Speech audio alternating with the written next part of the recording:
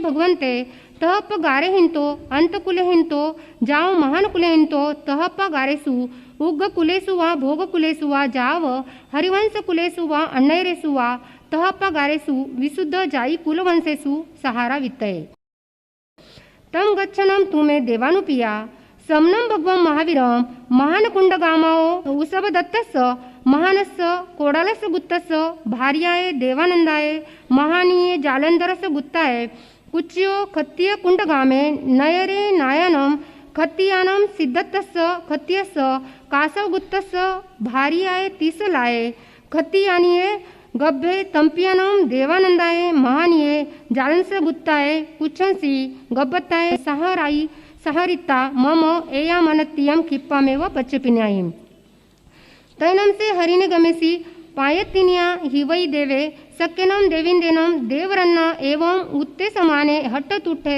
जाव हय हिये करियाले जावती कट्टु एवं जम देवो आनवेति आनाये विनयनम वयनम पड़ी सुनिता सक्कस देविंदस देवरन्नो अंति याऊ पडिनिखमिता उत्तर पुरीचिमम दिशि भागम अवक्कमयिता वेउवियस मुघायनम समोहनिता संकिजाई जोयनाइन दंड निसिरयीन तंजह रयनानम वैरानम वेरुलियानम लोयिखानम मसारगल्लानम हंसगभानम पूलयानम सोगंधियानम जोईरसानम अंजनानम अंजनपुलयानम रयनानम जायरुवानम सुभगानम अंकानम फलिहानम रिठानम अह बायरे पुग्गले परिसाडिता अह सुमे पुग्गले पर्यायिता दुच्चंपी वेउविय समुघायनम समोहनिता उत्तर वेउविय रुवम व्युवयिता ताये उकिटाये तुरियाये चवलाये चंडाये जयनाये उदुयाये सिग्घाये दिव्वाये देवगये वी वयमानेता तिर्यम संकिजानम दिवसमुदानम मज्जम मज्जनम जेनेव जम्बुदिवे भारयवासे जेनेव महान कुंडगामे नयरे जेनेव उसबदत्तस्य महानस्य गीहे जेनेव देवानंदा महानी तेनेव वगच्छय उगचित्ता आलोये समनस्य भगवो महावीरस्य प्रणामं करेता देवानंदाय महानीये सपरिजनाये ओसोवनिम दलयिता अशुभे पुग्गले अवहरयिता शुभे पुग्गले पक्षिवयिता अनुजानऊ ते भगवं तिकट्टु समनम भगवं महावीरम अव्वावाहेनम दिव्येनम पहावेनम करियल संपूर्णेनम गिन्नयिता जेनेव खत्तिय कुंडगामे नयरे जेनेव सिद्धत्तस्य खत्तियस्य गीहे जेनेव तिसलाये खत्तियानी तेनेव वगच्छय उगच्छिता तिसलाये खत्तियानिये सपरिजनाये ओसो वनिम दलयिता असुह पुग्गले अवहरयिता सुए पुग्गले पक्षिवयिता समनम भगवं महावीरम अव्वावाहेनम तिसलाये खत्तियानिये कुच्छंसी गब्बताये सहारिता जेविहनम से तिसलाये खत्तियानिये गब्भे तंपियनम देवानंदाये महानिये जालंधरस्य गुत्ताये सहारिता जामेव दिसम पाऊ भये तामेव दिसिम पड़ी गए ताये उकिटाये तुरियाये चवलाये चंडाये जवनाये उदुयाये सिग्घाये दिव्वाये देवगये तिर्यम संकिजानम दिवसमुद्धानम मज्जनम जोयन साहस्येयीम विग्रहेयीम उपायमाने जेनमेव सोहमे कप्पे सोहमो वंडिसये विमाने सक्कंसी सिंहासनंसी सक्के देविंदे देवराया तेनामेव वगच्छय उगच्छिता सक्कस देविंदस देवरन्नो एयम आनत्यम खिप्पामेव पच्चपिनयि तेनम कालेनम तेनम समेनम समने भगवं महावीरे जैसे वासनम तच्चे मासे पंचमे पक्षे आसोये बहुले तस्सनम आसोये बहुलस्य तेरसी पक्षेन बासी राइंदीये विकंती तिसई मस राइंदीयस्य अंतरा वर्तमाने यानुकंपयनम देवेनम हरिने गमिसीना सक्कवैनम संदिठेनम महान कुंडगामाओ नगराव उसबदत्तस्य महानस्य कोडालस्य गुत्तस्य भार्याये देवानंदाय महानीये जालंस्य गुत्ताये कुचियो खत्तिय कुंडगामे नयरे नायनम खत्तियानम सिद्धत्त खत्तियस्य कासव गुत्ताये भार्याये तिसलाये खत्तियानिये वासिटस्य गुत्ताये पुवारत्तारत्त कालसमयंसी हतुत्तरायं नखतेनम जोगमुवागयनं अवबाहेनं कुच्चंसी गब्बत्ताय सहारिये तेनम कालनम तेनम समयनम समने भगवम महावीरे तिन्नानो गए आविहुत्ता तंजः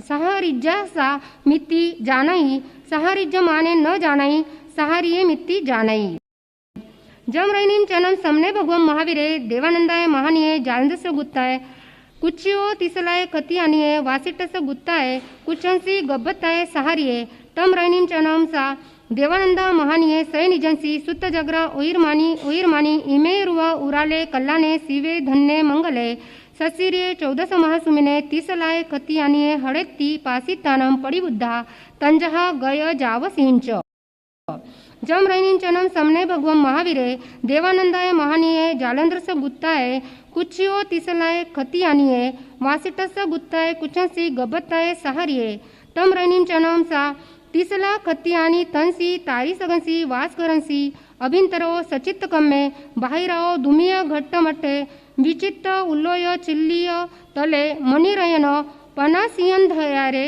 बहुसम सुविभक्त भूमिभागे पंचवन्न सरस सुरभि मुक्क पुप्प पुंजो वयार कलियम काला गुरु पवर कुंदुरुक तुरुक डजंत धुव मग मगंत गंधु धुया भीरामे सुगंधवर गंधिये गंध वट्टी भुये तंसी तारी सगंसी सय निजंसी सालिंगन वट्टिये उभवो बिबोयने उभवो उन्नये मझेनय गंभीरे गंगा पुलिन वालुय उद्दाल सालिसय उवचिये खोमिये दुग्गल पट्ट पडिचिन्ने सुवीरये रयताने रंत सूय संउये सुरम्ये आईनगरूय बूर नवनीय तुल्ल फासे सुगंधवर कुसुम चूर्ण सैनो वयार कलिये पुवा रत्ता वरत्त काल समयंसी सुत्त जागर ओयिरमानी इमेरुवे उराले जाव 14 महासुमिने पासितानं पडिबुद्धा तंजहा गय वसह सिंह अभिषेय दाम शशि दिनयर जयम कुंभ पौमसर सागर विमान भवन रयन उच्चय सिंहच तयनं सा तिसला कत्यानी तपडमयाय तव चौदंतम मुसिय गलिय विपुल जलहर हार निकर खीर सागर सशंक किरण दग रय महासेल पंडूरतरम समागय मौयर सुगंध दानवास्यम कवलमूलम देवराय कुंजरवरपमानम पिच्छयी सजल घन विपुल जलहर गज्जीय गंभीर चारुघोषम इभम शुभम सव्व लखन कयंबियं वरोरुम तव पुन धवल कमल पत्तपय राय रेग रुवपभम पहा समुद्दवो वहारेहिं सवो चेव दिवयंतम ऐ सिरी भर पिल्लना विसपंतम कंत सोहंतम चारुक कुहम तनुशुद्ध सुकुमाल लोम निद्धच्छवीं थीर सबुद्ध मंसलोव चियलट्ठ सुविभत्तम सुंदरगम पिच्छयी घन वट्ठ लट्ठ उखिट्ट विसिट्ट तुपग तिक्कसिंगम दंतम शिवम समान शोभंतम शुद्ध दंतम वसहम आमीय गुण मंगलमुहम तव पुनहार निकर क्षीर सागर सशंक किरण दग रय महासेल पंडूरतरम रमिनिज्ज पिच्छनिज्ज थिर लट्ठ पौठ वट्ठ पिवर सुशिलिट्ठ विसिट्ठ तिक्ख दाडा विडंबिय मुहम परिकम्य जच्च कमल कोमल पमान शोभंत लट्ठ उठ्ठम रत्तु पल पत्त मौव सुकुमाल तालू निल्लाली अग्गजिहम मुसागय पवर कनग तावीय अवत्तयंत वट्ट ताड्य विमल सरिस नयनम विशाल पिवर वरोरुम पडिपुन्न विमल खंदम मिऊ विषय सोम लखन पसत्त विच्छिन्न केसर राजो वसो हियम उसिय सुनिमिय सुजाय अपोडीय लुंगलम सोमम सोमाकारम लीलायंतम नहय लावो ओवयमानम नियग वयन मयि वयंतम पिच्छयी सा गाढ तिक्खग नहम सियं वयन विसिरी पल्लव पत्त चारुजिहम तो पुन्न चंद वयना उच्चागय ठानम लट्ठ संटियम पसत्त रुवम सुपैठ्य कनग मय कुम्म सरिसो मानम चलनम अच्युनयम पिनरई मनसल उन्नय तनुतंब निदहम कमल पल्लास सुकुमाल कर चरण कोमल वरुंगली कुरुविंदात वत्त वट्टानु पुवजंगम निगुड जानूम गयवर कर सरियम पिवरोरुम चामिकर रय मेहा लाजुत कंत विच्छिन्नम सोनिचकम जंच जन भमर जलय पयर उज्जु असम संह तनुव आईज लड़ह सुकुमाल मऊ रमणिज रोमराईम नाभिमंडलम सुंदर विशाल पसत्त जगनम करियल माय्य पसत्त तीवलीय मध्यम नानामणि कनग रयन विमल महातवनिजा भरण भूषण विराई यंगो वंगी हाय विरायंतं कुंदमाल परिणद्द जल जलितं थन जुवलं विमल कलसम आय्य पत्य विभुसेनं सुभग जालू जलेनं मुत्ता कलावयनं उरथ दिनार माल विरायेनं कंठ मणिसूत्रेनं य कुंडल जुव लुल्ल संत अंशो व सत्त शोभंतं सपभेनं शोभा गुण समुदयनं आनन कुडुंबेनं कमल कमल विशाल रमणिज लोणं कमल पजलंतं करगय्य मुक्कतोयं लीलावाय कयपक्खयनं सुसीद कसिनं घन सन्न लबंत केसहतं पौमदह कमल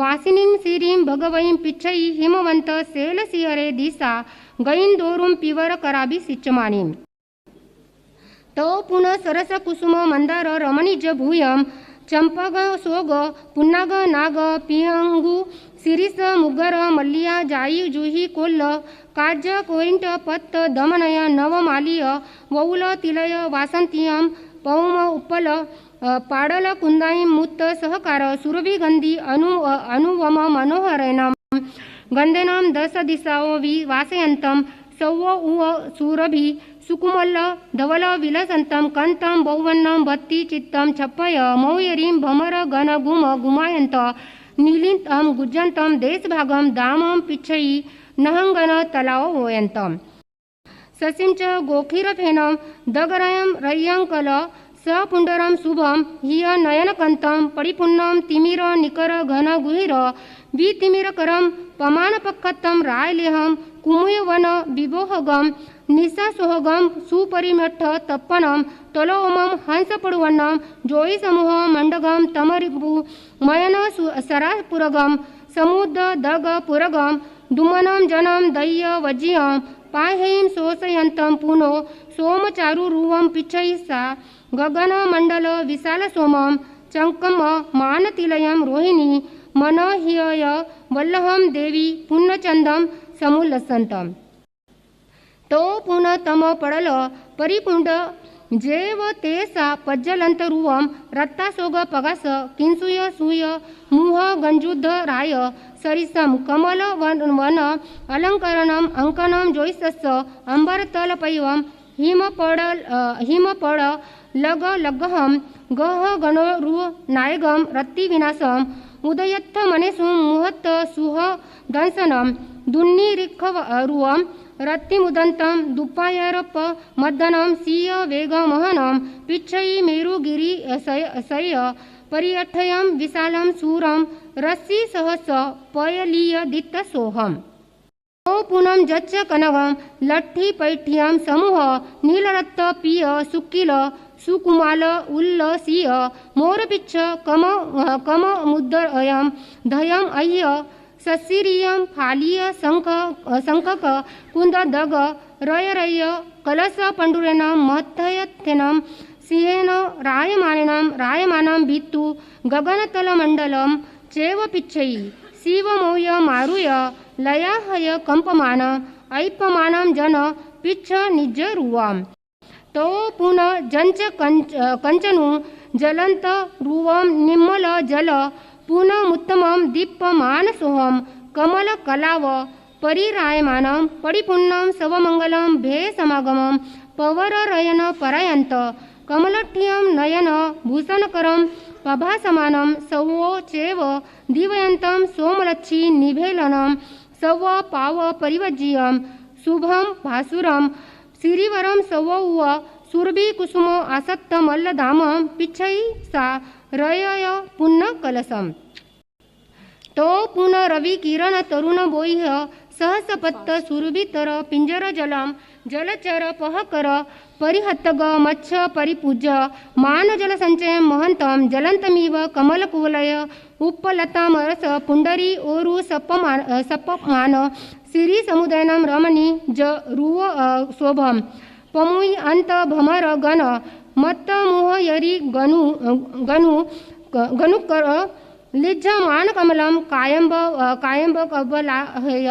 चक्क कलहम ससार स गवीय सौन गण म्यून सेविज मानसल्लम पौमिनी पक्तो वल्लग जलबिंदु निचय चित्तम पिच्छय सा हिय नयन कंत पौमसरम नामसरम सररुहाभिरामम तो पुनः चंद किरण राशि सरिस रिवच्छ सोहम चौगमन पवड्ढमान जलसंचयम चवल चंचूल उच्चायप्प मानल्लो ललोयलंत तोयम पंडुवनहयम चलीय चवल पागड़ तरंग रंगतम भंग खोकुभानम शोभंतनिम्म लुक्कड़ उम्मी सह समंद धाव मानो नियत भासुर तराभिरामम महामगर मच्छ तिमिंगिल निरुद्ध तिलिया भिगाय कपूर फेन पसरम महानई तुरीय वेग समागय भम गंगावत्तम गुप्पमानोज्ज्वलम तप्पोचैन्यत्तम भम भान लोल सलिलम पिच्छई खिरोय सायरम सारय रय निकर सोमवैना तव पुन तरुण सुरमंडल समपभ दीपमान सोहम उत्तम कंचन महामणि समूह पवर तेयम 8 दीपंतनम हप्प इवम कनकपैर लंबमानमुत्ता समुजलम जलंत दिव दामम इहामिग उसभ तुरग नर मगर विहग वालग किंगरुरुरु सरभ चमर संसत्त कुंजर वनलय पौम मलय भक्ति चित्तम गंधवी पवजमान संपूर्ण घोषम नित्यम सजल घन विउल जलहर गज्जीय सद्धनु नायिना देवदुंदमी महारवेणम शयनमवि जीवलोयम पूरयंतम कालागुरु पवर कुंदुरुख तुरक रजंत दुववासगम उत्तम मगंतम गंधुधुया भिरामम निच्चालियम सेयम सेयपब्बम सूरवरभिरामम पिच्छई सातो भोगम वर विमान पुंडरियम तो पुन पुलग वेरिंद नील सासग कक्केन लोह्यक्क मरगय मसारगलम पवाल फलिह सुगंधिय हंस गब्ब अंजन चंदप्प हवर रैनैम महियल पैट्यम गगन मंडलत्तम पभासयंतम तुंगु मेरुगिरी सन्निकसम पिच्छैसा रयन निकरासिम सिंच सा व्यूल उज्जल पिंगल मोहु घय परिसिच्यमान निद्दुम धग धगाय्य जलंत जाल उज्जल जलाभिरामम तरतम जोग जुत्तेहिं जाल पैरेहिं अन्नूनमिव अनुपैन्नम पिच्छई जालुज्जल नग अंबरम व कत्थई पयंतम अयि वेग चंचलम सिहिम। कल्पसूत्र जिसके 8 वर्ग हैं और 8 वर्ग में से कल पहला वर्ग शुरू कर दिया था और उस पहले वर्ग के दो जो है उद्देशिक वो पूरे हो चुके, अचेलक्य और औदेशिक। आज तीसरा चल रहा है संयातर। साधु साध्वी जो 24 तीर्थंकर के शासन के अंदर थे, सबकी अलग अलग व्यवस्था थी। कुछ व्यवस्थाएं ऐसी थी कि 24 तीर्थंकरों के एक जैसी थी और कुछ व्यवस्थाएं, कुछ कल्प जो है वो अलग अलग थे। तो इसमें तीसरा आता है संयातर। संयातर का अर्थ होता है कि साधु साध्वी जहाँ भी जिस स्थान पर भी रुके उस स्थान के मालिक की आज्ञा लेकर रुके। लेकिन जिसके घर जिस मालिक की आज्ञा लेते हैं उनके वहाँ कुछ नियम है कि उस घर का आहार पानी वस्त्र पात्र कंबल रजोहरण सुई आदि उस स्थान से ग्रहण ना करे। और ग्रहण क्या कर सकते हैं तो इसमें बताया है तृण राख शीला पाठ आदि ग्रहण कर सकते हैं। प्रश्न उपस्थित होता है कि जिस घर के अंदर ठहरे हुए हो उस स्थान का आहार पानी क्यों नहीं लेना चाहिए, उस स्थान से वस्त्र पात्र कंबल रजोहरण आदि क्यों नहीं लेनी चाहिए। क्या कारण है उसका कि क्यों नहीं लेना चाहिए? वहां से जगह दी इसलिए उस मालिक की भावना भी हो सकती है। तो जगह दी ये कारण नहीं है, कारण ये है कि जहाँ ठहरे हुए हो मालिक परेशान ना हो जाए कि बार बार साधु संत मेरे यहीं आते हैं, आहार चाहिए तो आते हैं, पानी चाहिए तो आते हैं, ये चाहिए तो आए, वो चाहिए आए, तो इससे मालिक की श्रद्धा कम ना हो, उसकी भावना के अंदर अभाव ना आए। इस कारण से बताया है कि उस स्थान से या जिसकी आज्ञा लेते हैं ठहरते वक्त, वहाँ उनसे वो चीज़ें उनके घर से नहीं ले सकते हैं। चातुर्मास काल के अंदर भी चातुर्मासिक आज्ञा जिससे लेते हैं उसके घर का आहार पानी नहीं ले सकते हैं 4 महीने तक। इसके बाद आता है राजपिंड। राज अभिषिक्त पुरुष के निमित्त से बनाया हुआ भोजन साधु साध्वी के लिए अकल्पनीय है। राजभवन के अंदर जाकर साधु साध्वी आहार पानी नहीं ले सकते हैं, ये बताया है। लेकिन इसके पीछे कारण क्या है? कई बार आप लोग भी अभी सुनोगे अंतगढ़ सूत्र के अंदर देवकी महारानी के यहाँ पे मुनिराज पधारते हैं। श्रेणी के राजा जो प्रभु महावीर के परम भक्त थे, उनके यहाँ साधु साध्वी जी आहार लेने के लिए जाते थे। चेटक राजा जो श्रावक थे, उनके यहाँ भी आहार पानी लेने के लिए जाते थे।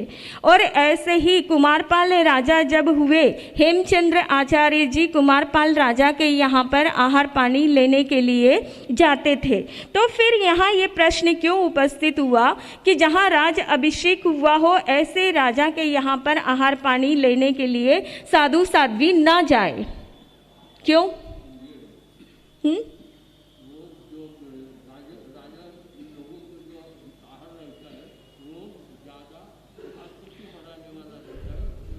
हाँ, ये भी है। दूसरी बात ये है कि जैसे कुमारपाल राजा, चेटक राजा, देवकी महारानी, जिस श्री कृष्ण महाराज आदि, ये जो है प्रभु के परम भक्तों में से हैं। और जो परम भक्त होंगे निश्चित रूप से उनके घर पर मांसाहार नहीं होगा। इसलिए मना करा कि जब राजा का भोजन होता है उसमें शाकाहार और मांसाहार दोनों मिक्स भोजन हो सकता है। और जब साधु उनके यहाँ पर आहार के लिए जाए और वो विनंती करे और ऐसा भोजन ना ले, तो राजा के मन में होगा कि मेरे यहाँ आए और मेरे हाथ से भोजन लिया नहीं है या मेरा यहाँ का भोजन लिया नहीं है, एक निरादर भाव पैदा ना हो। और कई बार कुछ राजा नास्तिक होते हैं, तो साधु को आया हुआ जानकर अपशकुन समझे या निरादर उनका ना कर दे, क्योंकि साधु साध्वी भिक्षुक होते हैं, भिखारी नहीं। साधु साध्वी के आहार पानी के भी नियम होते हैं और वो नियम जहाँ पूर्ण रूप से पलते हैं उसी स्थान से आहार पानी लेते हैं, बाकी स्थान से आहार पानी नहीं लेते हैं। तो भिक्षु होने के कारण उस भिक्षु का अनादर ना हो, इस कारण से इस स्थान पर बताया है कि ऐसे स्थान पर जाए नहीं जहाँ दोनों प्रकार के भोजन बनते हो। और जो राजा नास्तिक है, साधु साध्वियों का सत्कार सम्मान करना नहीं जानता हो, ऐसे स्थान पर आहार पानी के लिए ना जाए। पांचवा है कृतिकर्म।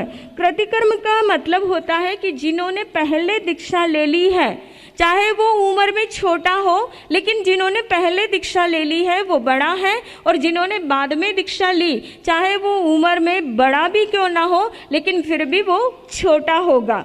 तो ये इस प्रकार से ये नियम है। और उसके बाद छठा नियम आता है व्रत कल्प। व्रत कल्प का मतलब होता है कि प्रभु महावीर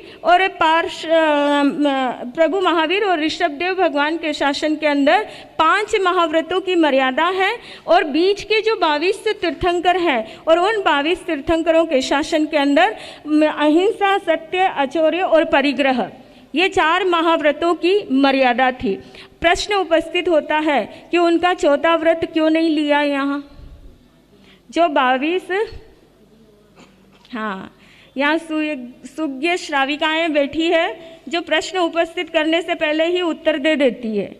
परिग्रह के अंदर सारी चीज़ें आ गई है, क्योंकि स्त्री को भी परिग्रह माना है, तो इसलिए 5वें महाव्रत के अंदर ये 5वां परिग्रह के अंदर चौथा व्रत भी ले लिया है। सातवां है ज्येष्ठ कल्प। ज्येष्ठ कल्प के अंदर बताया है कि प्रथम तीर्थंकर और अंतिम तीर्थंकर को छोड़कर बीच के जो 22 तीर्थंकर है उनके शासनकाल के अंदर एक ही चारित्र होता है, सामायिक चारित्र। जब दीक्षा दी जाती है तो अब छोटी दीक्षा जिसे कहते हैं वो एक ही चारित्र, सामायिक चारित्र होता, लेकिन प्रथम तीर्थंकर और अंतिम तीर्थंकर के शासनकाल के अंदर 2 बार चारित्र को लिया जाता है। पहली बार दीक्षा होती है और दूसरी बार कौन सी होती है? बड़ी दीक्षा, जिसे आप बड़ी दीक्षा कहते हैं, उससे छेदोस्तपनीय चारित्र दिया जाता है। कई बार ऐसा होता है कि पिता पुत्र दोनों दीक्षा लेना चाहते हैं, लेकिन पिता अनुकूलता ना होने के कारण दीक्षा ना ले और पुत्र ने दीक्षा ले ली। दीक्षा लेने के बाद में जब तक पिता दीक्षा ले और छेदोस्तपनीय चारित्र पिता को पहले पढ़ा दिया जाए, तो पुत्र की छोटी दीक्षा पहले हुई हो, लेकिन पिता ने अगर बड़ी दीक्षा पहले ले ली हो तो पिता बड़े होंगे और पुत्र छोटा होता है। ये प्रथम और अंतिम तीर्थंकर के शासनकाल के अंदर है। 8वां है प्रतिक्रमण।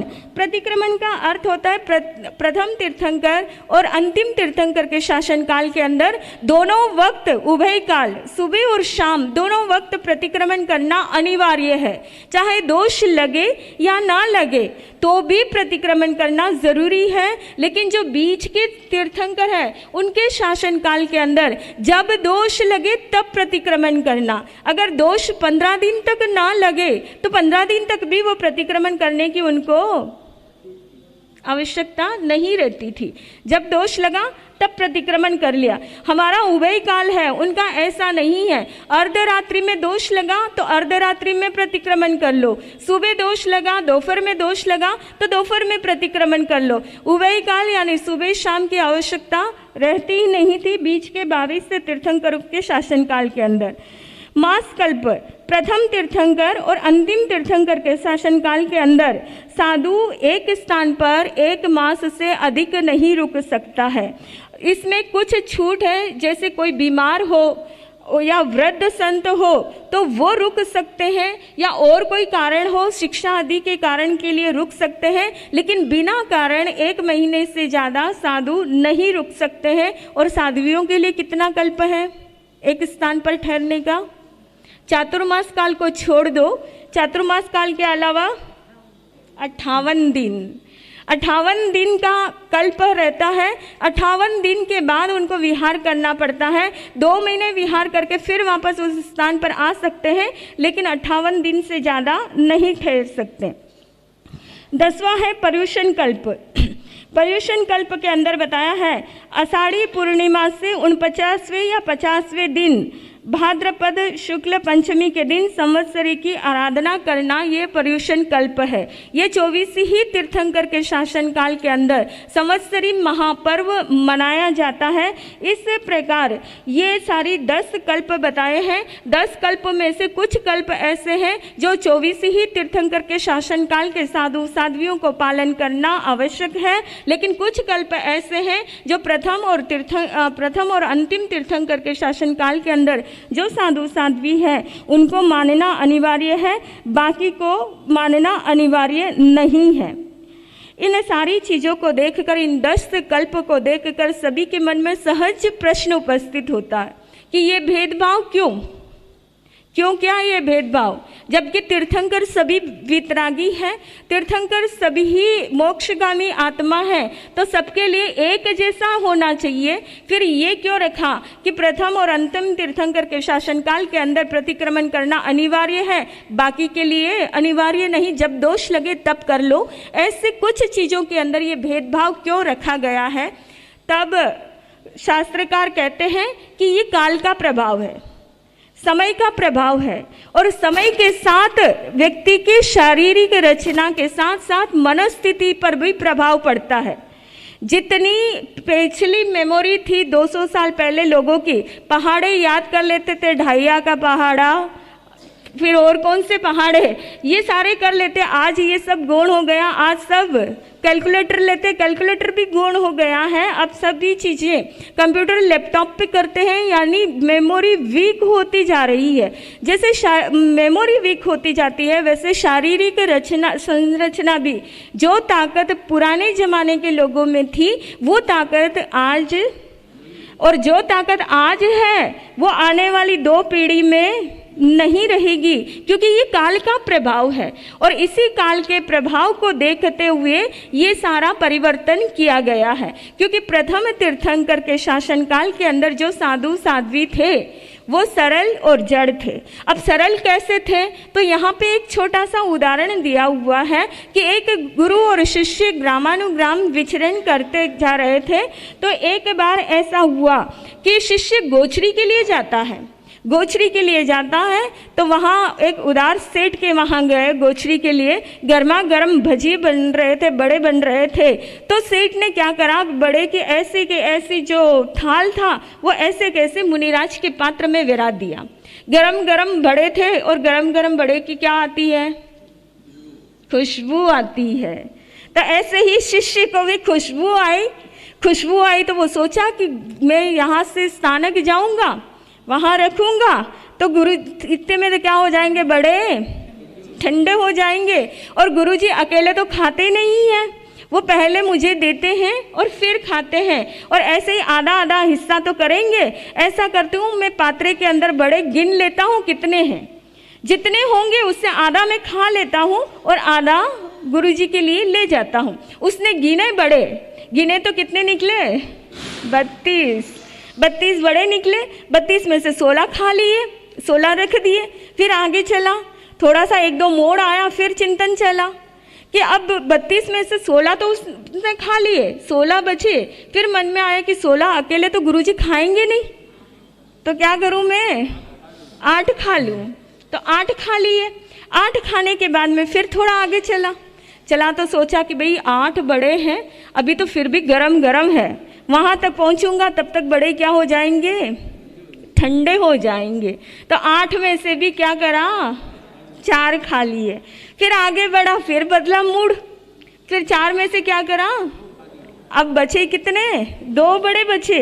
फिर स्थानक के नज़दीक पहुँचते पहुँचते मन में आया कि 2 बड़े में से भी गुरुजी अकेले तो खाएंगे नहीं, 2 में से क्या करेंगे, 1 मुझे देंगे तो क्यों ना मैं यहीं पे खा लूँ, वैसे ही मुझे ही खाना है, वहाँ जाके खाऊंगा, यहाँ खाऊंगा, इससे अच्छा यहीं खा के ख़त्म करूँ। तो उसने क्या करा, 1 खा लिया और 1 बड़ा लेके, इतने बड़े पात्रे के अंदर 1 बड़ा लेके गया। गुरुजी ने देखा कि 1 बड़ा, गुरुजी को बड़ा आश्चर्य हुआ कि अरे भाई, तेरे को 1 बड़ा बेराने वाला उदार सेठ कौन मिला जिसने सिर्फ तेरे को 1 बड़ा बेराया है। शिष्य ने सारी हकीकत बता दी, क्योंकि गुरु सरल थे तो शिष्य भी सरल ही था। तो उनने सारी बात बता दी कि गुरुजी बेराने वाले ने 1 नहीं बेराया, कितने बेराए, 32 से बड़े विराए थे। और उन्होंने वस्तु स्थिति सारी बता दी कि किस प्रकार मैं आगे से आगे चलता आया और कैसे मेरे मन के अंदर भाव आए कि मैं इसके बाद ये खा लूँ, इसके बाद ये खा लूँ। और ऐसे करते करते जब स्थानक के द्वार तक पहुँचा, तब 1 जो बड़ा बचा था वो भी अपने मुंह के अंदर ले लिया। अब 1 बड़ा आपके लिए लेके आया हूँ। गुरुजी को बड़ा आश्चर्य हुआ कि भाई, तेरे गले कैसे उतर गया मेरे बगैर, हाँ, इतने सारे तू खा कैसे गया। तो शिष्य ने कहा, वो उठाया बड़ा और मुंह के अंदर डाला और खाते हुए बताया, गुरुजी ने मैं ऐसे बड़ा खा लिया। गुरु और शिष्य दोनों ही वहाँ पे हंसने लग गए। यहाँ गुरुजी की इतनी सरलता थी कि सब कुछ होते हुए सारी स्थिति वस्तु स्थिति को देखने के बाद गुरुजी भी हंसने लग गए। तो ऐसे प्रथम तीर्थंकर के शासन के अंदर जो साधु साध्वी थे वो ऐसे सरल थे। अब जड़ कैसे थे, किस प्रकार से वो जड़ थे, सरल तो ऐसे थे, लेकिन जड़ कैसे थे, तो इसके अंदर एक छोटा सा उदाहरण दिया गया है कि जड़ यानी जिनकी बुद्धि घी के समान होती है। ठसा हुआ घी पानी के अंदर डाल दो तो हाँ, वो उसी स्थान पर रहता, फैलता नहीं है। और ऐसे ही तेल की 1 बूंद पानी के अंदर डाल दो तो पूरे पानी के अंदर वो फैल जाती है। ऐसे ही कुछ लोगों की बुद्धि होती है, वो ठसे हुए घी के समान होती है। इसलिए मुहावरा भी है, ये तो क्या है, ठस है ना। किसी को कुछ चीज़ समझ में नहीं आती है तो एक कहते भी हैं कि ये तो पूरा ठस है, इसको समझ में नहीं आती है, इसकी बुद्धि घी के समान है। और किसी की बुद्धि तेल के समान, छोटी सी बात कहो तो वो पूरा उसका सारी चीज़ों का अनुमान लगा लेते हैं। तो ऐसे ही वो जड़ बुद्धि के यानी ठस बुद्धि के थे। कैसे थे? तो बताया जाता है कि एक गुरु और शिष्य ग्रामानुग्राम विचरण करते हुए जा रहे थे।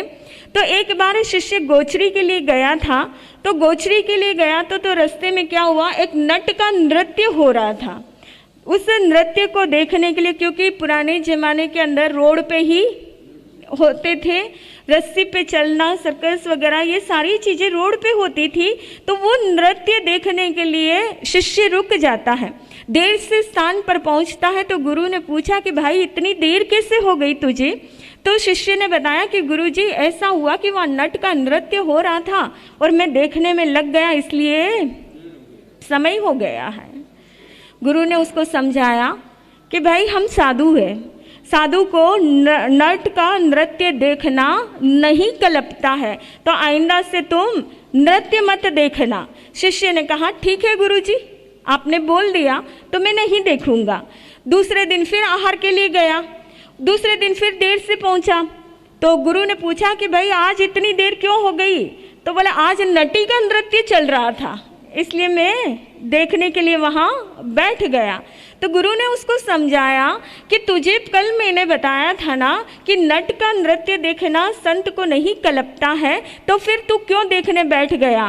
तो शिष्य कहता है कि गुरुजी आपने नट के लिए मना करा, नटी के लिए मना करा ही नहीं, तो इसलिए मैं नटी का देखने के लिए लग गया। ऐसे जड़ बुद्धि के होते हैं, इसलिए इनके शासनकाल के अंदर 4 महाव्रत के जगह 5 महाव्रत है। सुबह शाम दोनों वक्त प्रतिक्रमण अनिवार्य कर दिया है। एक स्थान पर 1 महीने से ज़्यादा नहीं रुकना है। ऐसे 10 कल्पों में से कुछ कल्प ऐसे होते हैं जो इनके शासन के अंदर बताया गया है। और प्रभु महावीर के शासन के अंदर भी वही चीज़ें हैं, क्योंकि जो 22 तीर्थंकर हैं उनके शासन काल के अंदर रंगीन वस्त्र पहन सकते हैं, लेकिन प्रभु महावीर और प्रभु ऋषभदेव के शासन काल के अंदर सिर्फ सफ़ेद वस्त्र ही पहने जाते हैं। वो सारी चीज़ें क्यों? तो बताया है प्रभु महावीर के शासन काल के अंदर जो साधु साध्वी होंगे वो जड़ और वक्र होंगे। जड़ बुद्धि मतलब जितना पढ़ा उसके आगे का अर्थ नहीं लगा सकते हैं। जैसे आचार्य श्री यशो विजय जी महाराज साहब, जिन्होंने सिर्फ एक धम्मोमंगल, सिर्फ धर्म पे एक धर्म की 200 व्याख्या करी। अगर हमें कह दिया जाए कि धर्म किसे कहते हैं, 1 व्याख्या, 2 व्याख्या, 4 व्याख्या कर सकते हैं, उससे ज़्यादा नहीं। लेकिन एक धर्म की 200 व्याख्या करना कितनी मुश्किल बात है, ऐसी उनकी प्रखर बुद्धि होती है। लेकिन बताया गया है कि प्रभु महावीर के शासनकाल के अंदर जड़ बुद्धि के होंगे। जो शब्द है मात्र उसका अर्थ या उसका भी पूर्ण अर्थ नहीं निकाल पाएंगे, तो आगे की अर्थ तो क्या। और दूसरी बात है वक्र होते हैं। वक्र यानी कुतर्क, टेढ़ा तर्क, जिस तर्क का कोई लॉजिक नहीं है, ऐसे तर्क करना है। ऐसे तर्क किस प्रकार से करते हैं तो बताया है, वही उदाहरण दिया कि गुरु शिष्य जा रहे थे और उन्होंने नट का नृत्य देखा, तो गुरु ने मना करा कि भाई नट का नृत्य देखना हमें कलपता नहीं। तो शिष्य दूसरे दिन नटी का नृत्य देखता है तो गुरु उन्हें फिर टोकते हैं कि भाई नटी का नृत्य भी नहीं देखना। तो शिष्य क्या करता है, गुरु पे ही दोषारोपण करता है कि गलती आपकी है, आपने मुझे क्यों नहीं बताया कि नट के साथ नटी का नृत्य भी नहीं देखना चाहिए। तो यहाँ क्या है, वो कुतर्क करता है, अपनी गलती को स्वीकार नहीं करता है, इसलिए इन्हें वक्र बुद्धि वाले कहा गए हैं। लेकिन जो बीच के 22 तीर्थंकर है, पहले तीर्थंकर का जो है जन्म तीसरे आरे में हुआ और 24वें तीर्थंकर का जन्म चौथे आरे के अंत में हुआ है। लेकिन जो बीच के 22 तीर्थंकर है उनका जन्म शासनकाल जो है वो चौथे आरे के अंदर है। तो वहाँ उनकी बुद्धि भी प्रज्ञावान होती है, सरल और प्रज्ञावान होते हैं, इसलिए उनके शासनकाल के अंदर ये सारी चीज़ों की जो अनावश्यक है उस चीज़ को छोड़ दिया है, जो आवश्यक है उस चीज़ को स्वीकार कर लिया गया। इस प्रकार ये कल्पसूत्र का पहला वर्ग पूर्ण होता है। दूसरा वर्ग का प्रारंभ नौकार मंत्र से होता है। नौकार मंत्र के बाद में बताया गया है कि इसी अवसर्पणी काल के चौथे आरंभ प्रभु महावीर के जीवन का वर्णन चल रहा है। दूसरे वर्ग के अंदर प्रभु महावीर के जीवन का वर्णन करते हुए शास्त्रकार कहते हैं कि इस अवसर्पणी काल के चौथे आर्य में महानकुंड ग्राम में देवानंदा नाम की एक ब्राह्मणी रहती थी। प्रभु महावीर 10वें स्वर्ग से चौकर ब्राह्मणी के गर्भ में पधारते हैं। उस समय उत्तरा फाल्गुनी नक्षत्र था। प्रभु महावीर देवानंदा माता की कुक्षिका से संहरण करके त्रिशला माता के गर्भ में जब पधारते हैं उस समय में भी उत्तरा फाल्गुनी नक्षत्र था। प्रभु महावीर ने जब गृहस्थवास का त्याग करके दीक्षा ली उस वक्त भी उत्तरा फाल्गुनी नक्षत्र था। प्रभु वीर को जब केवल ज्ञान हुआ था तब भी उत्तरा फाल्गुनी नक्षत्र था। और उसके बाद प्रभु महावीर स्वाति नक्षत्र के अंदर मोक्ष पधारते हैं। इस प्रकार प्रभु महावीर के जन्म कल्याणक के सारे नक्षत्र बताए हैं। ये 24 तीर्थंकरों की जन्म नक्षत्र की विशेषता होती है कि 24 तीर्थंकर में अधिकांश जो है जिनका चवन कल्याणक जिस नक्षत्र में हुआ है, पंच कल्याणक सारे ही उसी नक्षत्र में होते हैं। सिर्फ 1-2 तीर्थंकर ऐसे हुए हैं जिनके अलग कोई एकाध नक्षत्र अलग हुआ है, बाकी सारे के सारे वही होते हैं। प्रभु महावीर वीर प्रभु बने कैसे? कोई ऐसे तो नहीं कि उसी जन्म के अंदर महावीर बन गए हैं। एक मूर्ति का निर्माण करना हो तो एक ही दिन में नहीं होता है। पत्थर लाकर उस मूर्ति को निर्माण करना है तो उसमें भी समय लग जाता है। तो जहाँ एक तीर्थंकर का निर्माण होना हो तो उसके लिए कितना समय लग जाता है। प्रभु महावीर उसी 27वें भव में ही महावीर नहीं बने हैं, उससे पूर्व भी बहुत सारी प्रक्रियाओं से वो गुजरे हुए हैं। उन सारी प्रक्रियाओं से गुजर कर प्रभु महावीर बने हैं। लेकिन किन किन चीज़ों का सामना किया, किन किन चीज़ों को उनको उपलब्धि हुई है और किस प्रकार प्रभु महावीर के रूप में प्रकट हुए हैं, उससे पहले उनके साथ क्या क्या घटनाएं घटित हुई है वो उनके 27 भवों के अंदर उन सारी घटनाओं का जिक्र किया गया है। महावीर प्रभु सबसे पहले उन्होंने किस चीज़ को स्वीकारा जिसके कारण महावीर के बीज यानी तीर्थंकर के बीज स्थापित हुए हैं। बीज रूप में क्या है? तीर्थंकर बनना है तो उसका बीज क्या है और वो किस प्रकार से स्थापित किया जाता है, वो प्रभु महावीर के भवों के अंदर इन सारी चीज़ों का जिक्र किया गया है। समय आने पर सुनेंगे तो ज्ञात होगा। इन्हीं शब्दों के साथ बोलिए श्रवण भगवान महावीर स्वामी की। आगमे तिविये पनते तंजहा सुत्ता गमे अत्ता गमे ददुवया गमे। इस तरह 3 प्रकार आगम रूप ज्ञान के विषय में जो कोई अतिचार दोष लगा हो तो अलोहू। जम वाइदम बच्चा मेलियम हिणम करम अच्छकरम पय हिणम विणय हिणम जोग हिणम घोषिणम सुट्टु दिनम दुट्टु पड़िचियम अकाले कव्वो सज्जाओ काले न कव्वो सज्जाओ असज्जाये सज्जायम सज्जाये सज्जायम। बनता गुनता विचारता ज्ञान और ज्ञानवंत महापुरुषों की अभिनय आसाधना की हो तो बारंबार तस्मिच्छामि दुक्कड़म। कल से बहनें और भाई लोग ध्यान रखें, यहाँ पे 3 लाइन ऐसी बना ले और बाकी सब बैठक की व्यवस्था ऐसी रखें ताकि किसी को भी व्यवधान ना हो और सभी सुचारू रूप से बैठ सके और एक सभा की गरिमा बनी रहे, क्योंकि पीछे आने वालों के लिए बैठने की जगह नहीं है कुर्सियां बीच में आ जाने के कारण। और भाई लोग भी इसी तरह ध्यान रखें, 2 कुर्सियों की लाइन ऐसे बना ले, बाकी ये नीचे बैठने की व्यवस्था रखें ताकि सभी को सुविधा हो सके। ठीक है। मंगल पाठ बैठे बैठे ही सुन लो क्योंकि अभी प्रतियोगिता है। गुरुदेव की आज्ञा से चत्तारी मंगलम अर्यंता मंगलम सिद्धा मंगलम साहू मंगलम केवली पनत्तो धमो मंगलम। चतारी लोगुत्तमा अर्यंता लोगुत्तमा सिद्धा लोगुत्तमा साहू लोगुत्तमा केवली पणत्तो धमो लोगुत्तमा। चरारि शरणं पवज्जामि, अर्यन्ते शरणं पवज्जामि, सिद्धे शरणं पवज्जामि, साहु शरणं पवज्जामि, केवली पणत्तो धमो शरणं पवज्जामि। अरिहंतों का शरणा, सिद्धों का शरणा, साधुओं का शरणा, केवली परपिद्यामयी धर्म का शरणा। चार शरणा सुख करना, दुख हरना, उन शरणा कोई जो वे प्राणी आद्रय अक्षय अमर प्रदम।